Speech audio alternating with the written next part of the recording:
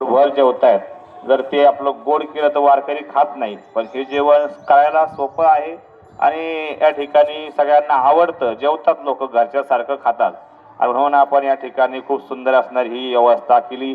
म्हणून पुनश्च एकदा आम्ही म्हस्के परिवारांना खूप खूप धन्यवाद देतो. नाथ बाबाकडे आम्ही प्रार्थना करतो की आपल्याकडून अशी साधू संतांची वारकऱ्यांची सेवा घडावी आणि ती सेवा करण्यासाठी भगवंताने आपल्याला चांगलं आरोग्य, भरपूर आयुष्य आणि चांगल्या प्रकारची संपत्ती, जीवनामध्ये चांगली संतती प्राप्त व्हावी अशी नाथांच्या चरणी प्रार्थना करतो.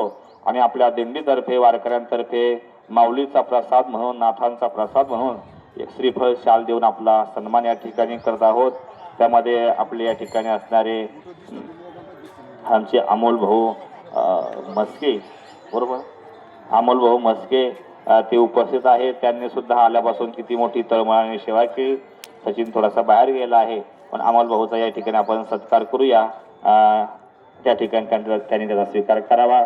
तो सत्कार या ठिकाणी या आमचे रावण भाऊ गारुडे हे त्यांचा त्या ठिकाणी शाल श्रीफळ देऊन सन्मान करतील.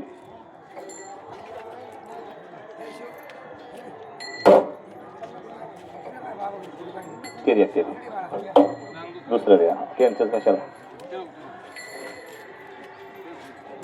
हे द्या, बुका लावा.